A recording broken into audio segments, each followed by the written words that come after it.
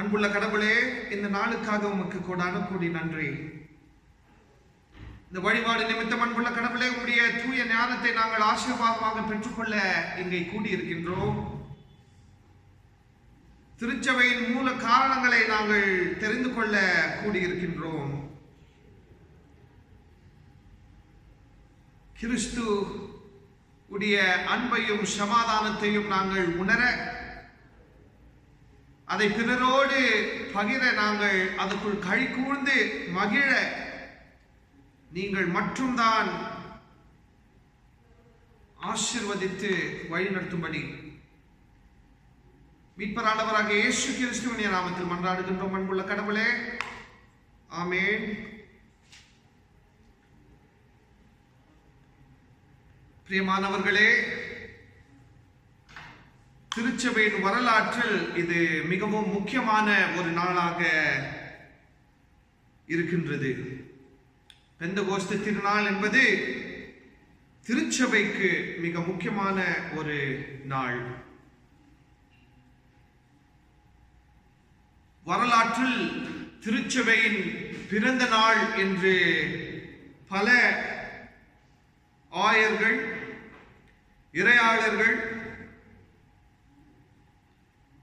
நம்பி கருதுகிறார்கள். பெந்தகோஸ்து திருநாள் என்று சொல்கின்ற வேளையில் நாங்கள் திருச்சபையின் அடிப்படையை அறிந்து கொள்ள, புரிந்து கொள்ள மிக முக்கியமான ஒரு காரியமாக இருக்கின்றது. படிக்கப்பட்ட 3 பகுதிகளை குறித்து பேசுவதற்கு முன்பதாக சில காரியங்களை குறித்து நான் எண்ண இருக்கின்றேன். என்னோடு கூட இணைந்து நீங்களும் இந்த சில காரியங்களை குறித்து எண்ண வேண்டும், யோசிக்க வேண்டும். கடினமான சூழல், அதிலும் கூட ஏழை மக்களின் கூக்குரல், அவங்களுடைய நியாயத்துக்காக போராடி கொண்டிருக்கின்ற அனைத்து பேர்கள், மிகவும் முக்கியமாக பாதிக்கப்பட்ட மக்களின் அனைத்து அனுபவங்களும் நாங்கள் மிகவும் கவனமாக பார்க்க வேண்டும். ஏனெனில் திருச்சபை என்ற ஒரு கருத்து ஏழை மக்களின் கூக்குரல் உடைய அடிப்படையில் தான் இருக்கின்றது. திருச்சபையின் மூல காரணம் இந்த உலகத்தில் பாதிக்கப்பட்டவர்கள், அவங்களுக்கு சேரக்கூடிய கடவுளுடைய அன்பும் சமாதானம் சேர வேண்டும் என்ற ஒரு எண்ணத்தில் உருவாக்கப்பட்ட ஒரு ஐக்கியம்தான் திருச்சபை.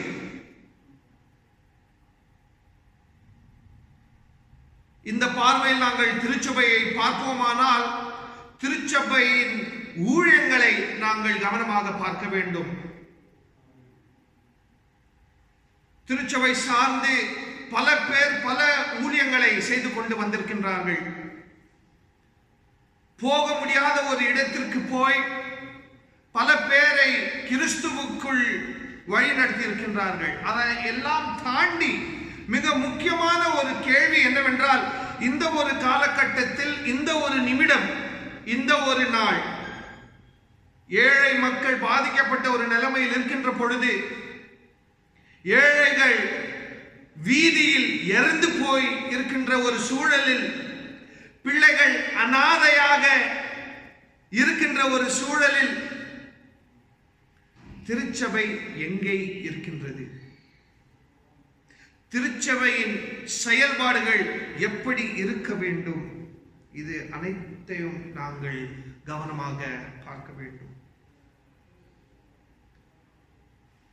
பிரியமானவர்களே, பெந்தகோஸ்து திருநாள் என்பது மிகவும் முக்கியமான ஒரு நாள் என்று இதற்கு முன்பதாகவே நான் உங்களுக்கு சொல்லியிருக்கின்றேன். இதை குறித்து பல போதனைகளை நீங்கள் கண்டிப்பாக கேட்டிருக்கின்றீர்கள். இருந்தாலும் படிக்கப்பட்ட இந்த 3 பகுதியை வைத்துக் கொண்டு பெந்தகோஸ்து திருநாள் என்றால் என்ன, பெந்தகோஸ்து திருநாளின் எதிர்பார்ப்புகள் எப்படியாப்பட்ட ஒரு எதிர்பார்ப்புகள் என்பதை பார்ப்போம். முதலாவதாக எசேக்கியேல் தீர்க்கதரிசி புத்தகத்தில் 36ஆம் அதிகாரம் வசனங்கள் 24 இருந்து 36 வரைக்கும் கவனமாக பார்ப்போமானால், இந்த காரியம், இந்த வசனங்களில் எழுதப்பட்டிருக்கின்ற காரியம் கடவுளால் நியமிக்கப்பட்ட காரியம். கடவுளுடைய எதிர்பார்ப்பை நாங்கள் கவனமாக பார்க்க இருக்கின்றோம். இது கடவுளுடைய செயல். எப்படியாப்பட்ட செயல்? அதாவது தன்னுடைய அன்பின் கூட்டத்தை பார்த்து மிகவும் கவலையாக கடவுள் சில காரியங்களை பண்ண இருக்கின்றார். ஏனெனில் கடவுள் நம்பின கூட்டம் கடவுளை கைவிட்டது. கடவுள் நம்பின கூட்டம் கடவுளை விட்டு அவங்களை மட்டும்தான் மையமாக்க பல முயற்சிகள், பல அரசியல் திட்டங்கள்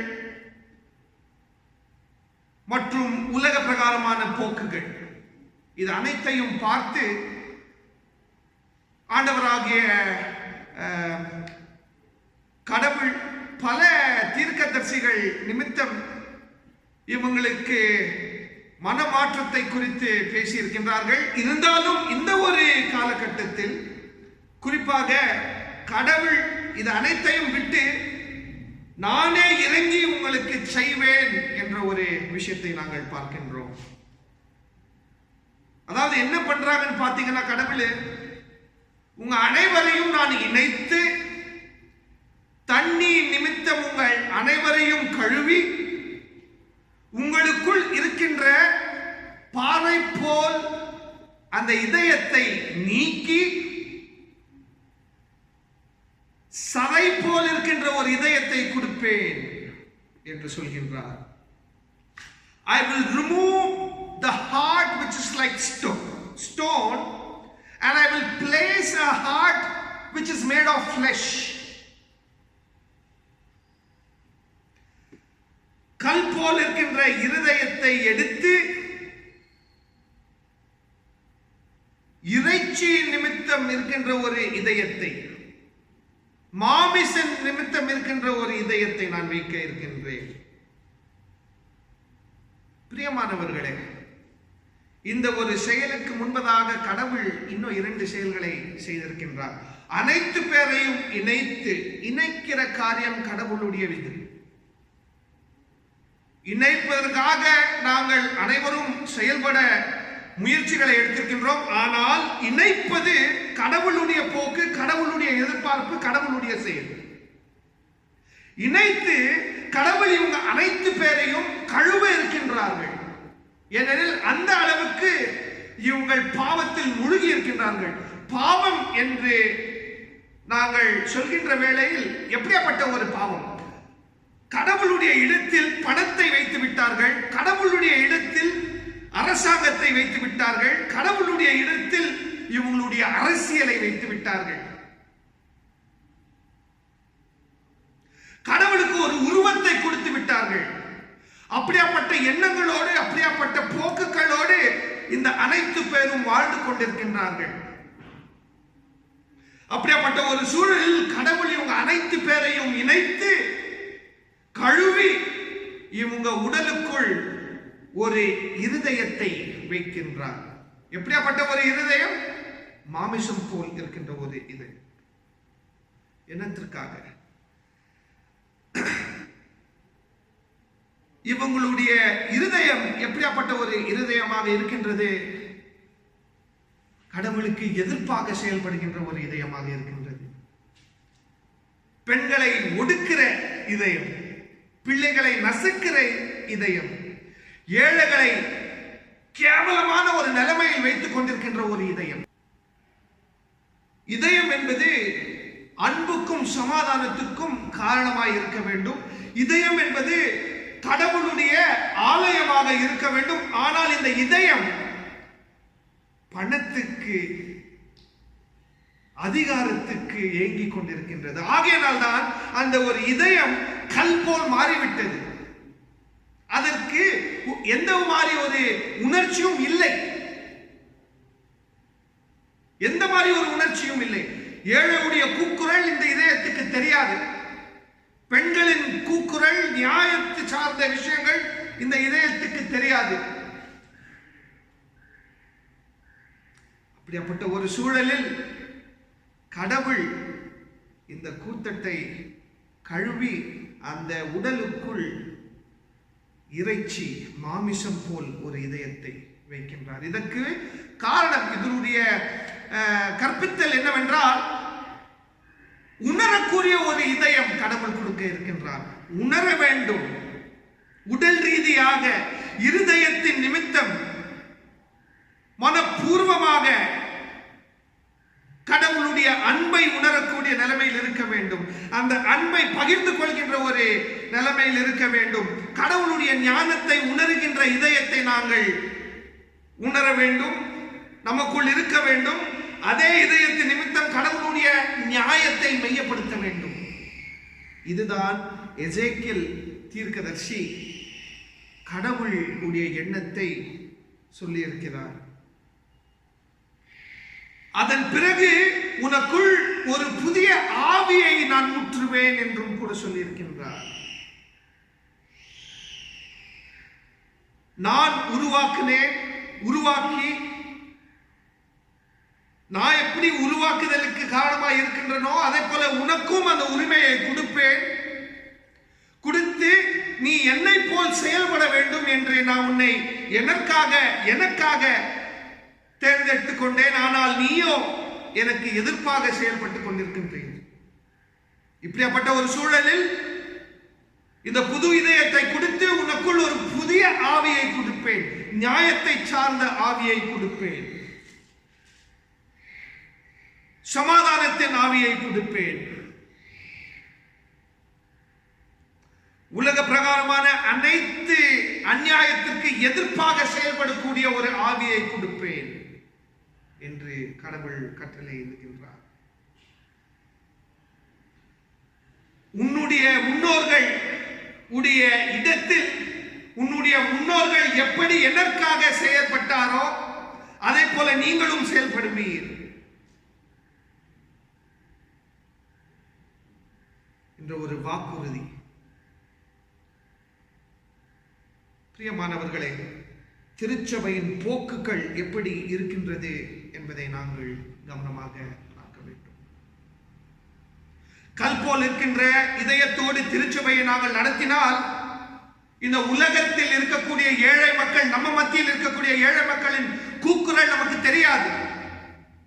இந்த இருதயத்தை வைத்துக் கொண்டு நாங்கள் திருச்சபையில் அரசாங்கத்தை மையமாக்கினால், திருச்சபையில் அரசியலை மையமாக்கினால் கடவுளுடைய நியாயத்துக்கும் அன்புக்கும் எதிர்ப்பாக தான் நாங்கள் செயல்படுவோம். கடவுள் நமக்குள் உணரக்கூடிய ஒரு இருதயத்தை வைக்க இருக்கின்றார். வைத்து நமக்குள் ஒரு புதிய ஆவியை ஊற்ற இருக்கின்றார். நமக்குள் மட்டும் இல்லாமல் நம்ம அனைவருக்கும் இதை செய்ய இருக்கின்றார். திருச்சபைக்கு செய்ய இருக்கின்றார்.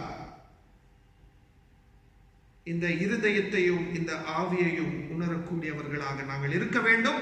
அப்பொழுது மட்டும்தான் கடவுளுடைய நியாயத்தை சார்ந்த திருச்சபையாக நாங்கள் இருக்க முடியும். திருச்சபைகள் மூடப்பட்ட ஒரு சூழல் இருந்தாலும் கிறிஸ்தவர்களுக்கு இந்த உலகமே திருச்சபையாக தான் இருக்கின்றது. இந்த உலகம் திருச்சபையாக இருக்கின்ற பொழுது இந்த உலகத்தில் எங்கெல்லாம் அநீதி என்பது இருக்கின்றதோ, எங்கெல்லாம் கடவுளுக்கு எதிர்ப்பாக செயல்பட்டுக் கொண்டிருக்கின்றார்களோ, அரசாங்கம்னா இருக்கட்டும், தனிப்பட்ட முறையெல்லாம் இருக்கட்டும், ஒரு குறிப்பிட்ட சாதியினா இருக்கட்டும், ஒரு குறிப்பிட்ட இனம்னா இருக்கட்டும், அவங்களுக்கு எதிர்ப்பாக நாங்கள் செயல்பட வேண்டும். அன்பின் நிமித்தம், சமாதானத்தின் நிமித்தம், நியாயத்தை ஏங்கிக் கொண்டு. இரண்டாவதாக, பிரியமானவர்களே, அப்போஸ்தலர் 2ஆம் அதிகாரம் வசனங்கள் 1 - 13 வரைக்கும் நாங்கள் கவனமாக பார்ப்போமானால், எதிர்பார்க்க முடியாத ஒரு காட்சி. அதாவது எருசலேமா கலிலேயாவா என்ற ஒரு கேள்வி.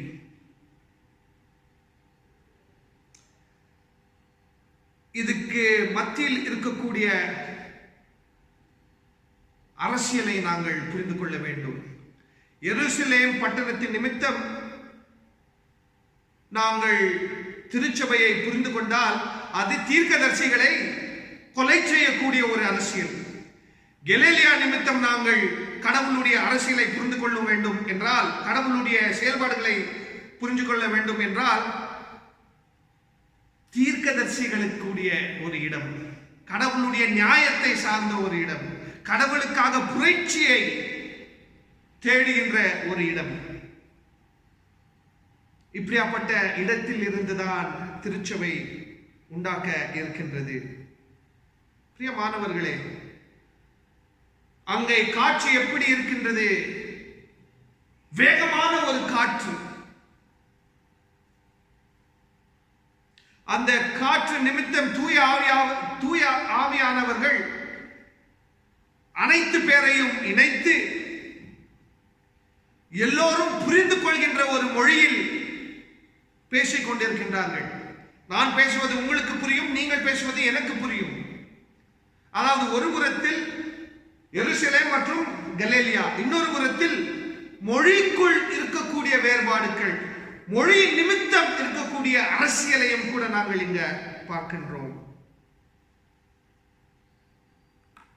தூய ஆவியின் செயல்பாடு எப்படிப்பட்ட ஒரு செயல்பாடு என்றால், மொழி வேறுபாடு இருந்தாலும், மொழியின் மேல் வெறிதனம் இருந்தாலும் அதையும் தாண்டி செயல்படுகின்ற ஒரு விஷயம்தான் தூய ஆவியின் செயல்பாடு. அதாவது எருசலேம் பட்டணத்தில் பேசப்பட்ட இப்ரு மொழிதான் மொழி, இந்த ஒரு மொழியில் தான் பேச வேண்டும். அதே போல ரோம அதிகாரத்தின் நிமித்தம் பேசினால் இப்படியாப்பட்ட ஒரு கிரீக் மொழியில் தான் பேச வேண்டும்.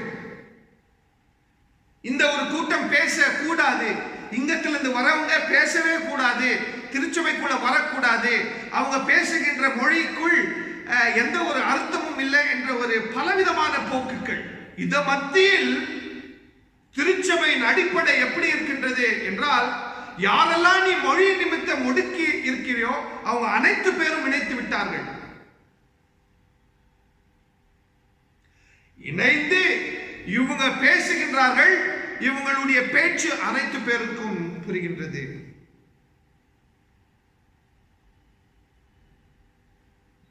ஏழாம் வசனத்தை கவனமாக பார்ப்போமானால் ஒரு கேள்வி. இவங்க அனைத்து பேரும் கலிலேயால இருந்து வந்தவங்க தானே என்ற ஒரு கேள்வி. அது எப்படி கலிலேயால இருந்து வந்தவங்க பேசக்கூடிய மொழி நமக்கு புரியுது என்ற இன்னொரு கேள்வி. பிரியமானவர்களே, மொழி நிமித்தம் திருச்சபை பிரிந்து இருக்கின்றது.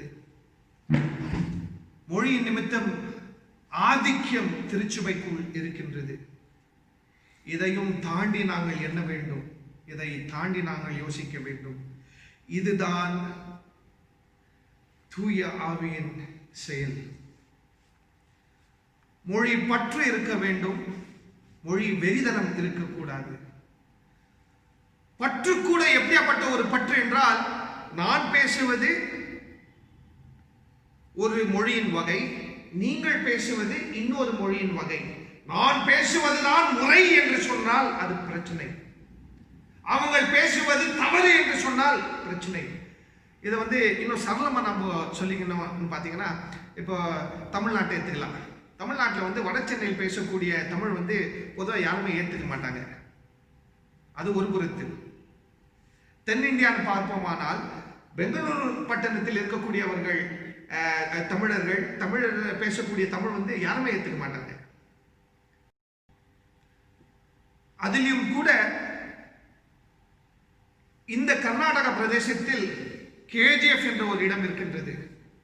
அந்த இடத்தில் இந்நாள் வரைக்கும் எந்த ஒரு நன்மையும் சேரவில்லை. அதற்கு காரணம் என்னவென்றால், இந்த ஒரு நாட்டின் பிரகாரம், இந்த ஒரு ஊரின் பிரகாரம் அங்க பேசக்கூடியவர்கள், அங்க இருக்கக்கூடியவர்கள் தமிழ் மொழி பேசக்கூடியவர்கள், அங்க இருக்கக்கூடியவர்கள் ஒரு குறிப்பிட்ட சாதியை சார்ந்தவர்கள், ஒரு குறிப்பிட்ட அரசியல் சார்ந்தவர்கள். அவங்களுக்கு என்னத்துக்கு முன்னேற்றம், அவங்களை குறித்து நாங்கள் என்னத்துக்கு யோசிக்க வேண்டும்? இப்படியாப்பட்ட ஒரு போக்குதான் அந்த காலத்தில் இருந்தது. அப்படியாப்பட்ட ஒரு நிலைமையில் தூய ஆவியானவருடைய செயல்பாடு எப்படி இருக்கின்றது என்றால், யாரை நீ ஒதுக்கி வச்சிருக்கியோ அவங்கதான் கடவுளுடைய ராஜ்யத்தில் பங்காக இருக்கின்றார்கள். இவங்க பேசுவதுதான் இந்த உலகமே கேட்க இருக்கின்றது. அது நிமித்தம் தான் திருச்சபையே ஆரம்பம் ஆகிவிட்டது.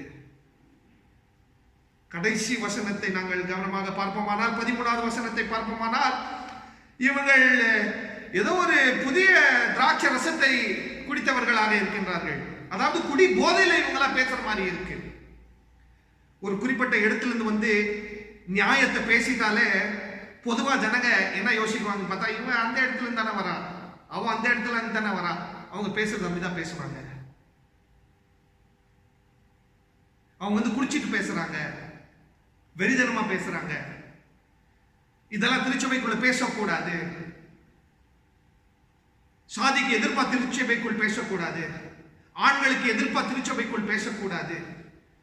மொழி சார்ந்த அரசியலை திருச்சபைக்குள் பேசக்கூடாது. இப்படிப்பட்ட கேவலமான எண்ணங்களில் நாங்கள் வாழ்ந்து கொண்டிருக்கின்றோம். இப்படிப்பட்ட ஒரு நிலைமையில் பிரியமானவர்களே, கடவுள் நமக்குள் ஒரு புதிய இருதயத்தை கொடுத்து, அதற்குள் ஒரு புதிய ஆவியை கொடுத்து அனைவரையும் இணைக்க இருக்கின்றார்கள். ஒரு புதிய புரட்சிக்கு காரணமாக இருக்கின்றார்கள். இந்த புதிய புரட்சி தான் திருச்சபையின் ஆரம்ப கதை. இதை மறுக்க கூடாது. எண்ணி பாருங்கள், அந்த காலத்தில் அந்த ஒரு சூழலில் இணைந்த கூட்டம் பேசின பேச்சு வெறிதனமாய் இருந்தது. உலகத்தை கவிழ்க்கக்கூடிய ஒரு பேச்சாய் இருந்தது. ஏற்றுக்கொள்ள முடியாத ஒரு பேச்சாய் இருந்தது. ஏனெனில் இவங்க அனைத்து பேரும் ஒடுக்கப்பட்டவர்கள். இப்பொழுது கடவுளுடைய பார்வையில் தேர்ந்தெடுக்கப்பட்டவர்களாய் மாறிவிட்டார்கள். இவங்கள் நிமித்தம்தான் உலகத்தில் கிறிஸ்துவம் என்பது இருக்கும். ஆனால் இப்பொழுது அந்த ஒரு கிறிஸ்துவம் இல்லை. ஏனெனில் ஆதிக்கத்தில் இருக்கின்றவர்கள் தான் திருச்சபையை நடத்தி கொண்டிருக்கின்றார்கள். அந்த ஒரு நிலைமையில் இந்த ஒரு வசனம் எதிர்ப்பாய் வந்திருக்கின்றது. ஆதிக்கத்தில் இருக்கக்கூடிய அனைத்து பேரும் புரிந்து கொள்கின்ற ஒரு விஷயம் என்னவென்றால், புரிந்து கொள்ள வேண்டும் என்னன்னு பாத்தீங்கன்னா, இந்த ஒரு கருத்து, கவிழ்க்கக்கூடிய ஒரு கருத்து திருச்சபையின் அடிமனையில் இருக்கின்றது. கடைசியாக யோவான் 20ஆம் அதிகாரம் 19வது வசனத்தில் இருந்து 23வது வசனத்து வரைக்கும். பிரியமானவர்களே, இங்கே இந்த வசனங்களை நாங்கள் கவனமாக பார்ப்போமானால், ஆண்டவராகிய இயேசு கிறிஸ்து உயிர்த்தெழுந்த ஒரு நிலைமையில் திரும்பியும் ஒரு இடத்திற்கு வந்து மூடியிருந்த ஒரு அறை, அது மூடியிருந்த ஒரு நிலைமையில் இருந்தாலும் கூட அதையும் தாண்டி உயிர்த்தெழுந்த கிறிஸ்து அந்த அறைக்குள் வந்து விட்டார்கள். வந்தவுடன் அவங்களுடைய சீடர்களை பார்த்து, சமாதானம் உங்களோடு இருப்பதாக என்று சொல்லி, ஆண்டவராகிய இயேசு கிறிஸ்து உடைய அந்த துன்பம், அந்த துக்கம், அந்த அடி, அது அனைத்தையும் காண்பித்து கொண்டிருக்கின்றார். அதாவது பாருங்கள், உயிர்த்தெழுந்த இயேசு, ஆனால் தழும்புகளோடு தான் நான் இருந்திருக்கின்றேன். அந்த தழும்புகளை காண்பித்து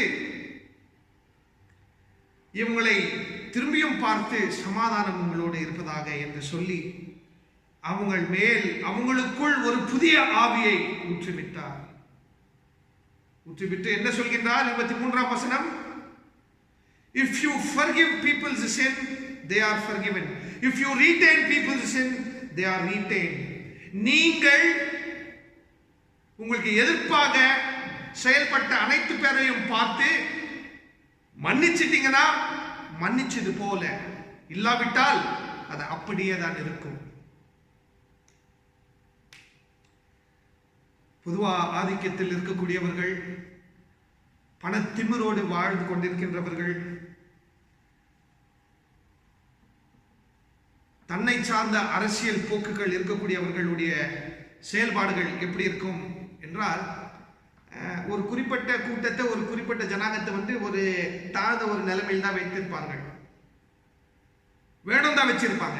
ஏன்னா திரும்பி திரும்பி வரணும் இல்லை, வரும்போது தான் இவங்க வந்து இன்னும் அதிகமாய் இருப்பார்கள். அதாவது இவங்க ஒரு பெரிய ஆளா இருக்க முடியும். அந்த ஒரு சூழல் தான் அந்த ஒரு சூழலில் ஆண்டவராகிய இயேசு கிறிஸ்து தன்னுடைய சீடர்களை பார்த்து, என்னை எப்படி புண்படுத்தினார்களோ அப்படி உங்களையும் கூட இந்த உலகம் புண்படுத்தும். அப்பொழுது நீ அவங்களை மன்னித்தால் மட்டும்தான் அவங்களுக்கு மன்னிப்பு, இல்லாவிட்டால் இல்லை. பிரியமானவர்களே, மன்னிப்பு என்பது கடவுள் கொடுக்கக்கூடிய ஒரு போக்கு மற்றும் இல்லாமல், பாதிக்கப்பட்டவர்கள், பாதிப்பை உண்டாக்கினவர்களை பார்த்து செய்யக்கூடிய ஒரு மகா செயலும் கூட. பாதிக்கப்பட்டவர்கள் மன்னிப்பை கொடுத்தால் மட்டும்தான் உங்களுக்கு மன்னிப்பு என்ற ஒரு விஷயம் இந்த வசனத்துக்குள் இருக்கின்றது. உயிர்த்தெழுந்த இயேசு கிறிஸ்து தன்னுடைய சீடர்களை பார்த்து 2 முறை அவங்களை பார்த்து சமாதானம் உங்களோடு இருக்கட்டும் என்று சொல்லி மன்னிக்கக்கூடிய ஒரு உரிமையையும் கூட இவங்களுக்கு கொடுக்கின்றார். இதுதான் மிக முக்கியமான ஒரு விஷயம். திருச்சபைக்கு மன்னிக்கக்கூடிய ஒரு உணர்ச்சியை, மன்னிக்கக்கூடிய ஒரு உரிமையை கொடுத்திருக்கின்றார். மன்னிக்கக்கூடிய ஒரு கூட்டமாக இருக்கின்றோமா என்ற கேள்வியை நாங்கள் எழுப்ப வேண்டும். கண்டிப்பாக திருச்சபை, அதாவது திருச்சபைக்குள் இருக்கக்கூடிய பாதிக்கப்பட்டவர்கள் அந்த ஒரு உரிமைக்குள் இருக்கின்றார்கள். திருச்சபை என்று பார்ப்போமானால் கண்டிப்பாக அந்த உரிமையை கொண்டாட முடியாத ஒரு நிலைமையில் தான் இருக்கின்றது. கொண்டாடக்கூடியவர்களாக நாங்கள் மாற வேண்டும். கடவுள் மாற்ற எண்ணுகின்றார். மாற நாங்கள் எண்ணுகின்றோமா? மன்னிக்கக்கூடியவர்களாக நாங்கள் வாழ வேண்டும். அது நம்முடைய உரிமை, ஒடுக்கப்பட்டவர்களுடைய உரிமை. திருச்சபைக்கு கொடுத்த ஒரு உரிமை. பிரியமானவர்களே, பாறை போல் இருக்கின்ற இதயத்தை நீக்கி இறைச்சியின் ஒரு இதயத்தை கொடுத்து, மாமிசத்தின் ஒரு இதயத்தை கொடுத்து, அதற்குள் ஒரு புதிய ஆவியை ஊற்றி, அந்த ஆவியின் நிமித்தம் ஒடுக்கப்பட்ட அனைத்து பேரையும் இணைத்து ஒரு புதிய புரட்சியை உண்டாக்கி, சமாதானம் உங்களோடு இருக்கட்டும் என்று சொல்லி மன்னிக்கக்கூடிய ஒரு உரிமையையும் கூட கடவுள் இயேசு கிறிஸ்துவின் நிமித்தம் நமக்கு கொடுத்திருக்கின்றார். இந்த உரிமைகளோடு நாங்கள் தனிப்பட்ட வாழ்க்கையில், குடும்ப வாழ்க்கையில், திருச்சபை வாழ்க்கையில், சமூக வாழ்க்கையில் வாழ முடியுமா என்ற ஒரு கேள்வியோடு முடித்துக் கொள்கின்றேன். கடவுள் தான் இந்த கருத்துக்களை, இந்த பகிர்ந்து கொண்ட ஞானத்தை உங்களுக்கு ஆசீர்வாதமாக கொடுத்திருக்கின்றார். ஆசீர்வாதத்தை ஏற்றுக்கொள்ளுங்கள். ஜெபம் செய்வோம். அன்பின் கடவுளே, இந்த ஞானத்துக்காக உமக்கு கோடான கோடி நன்றி. ஏற்றுக்கொள்ள முடியாத சில உண்மைகளை ஆசீர்வாதமாக கொடுத்திருக்கின்றீர். இந்த ஆசீர்வாதத்தை நாங்கள் ஏற்றுக்கொண்டு, இந்த ஆசீர்வாதத்தின் நிமித்தம் நாங்கள் ஆசீர்வாதமாக வாழும்படி கிருபையாக வழிநடத்துங்கள். மீட்பரானவராகிய இயேசு கிறிஸ்துவின் நாமத்தினால் ஆமென்.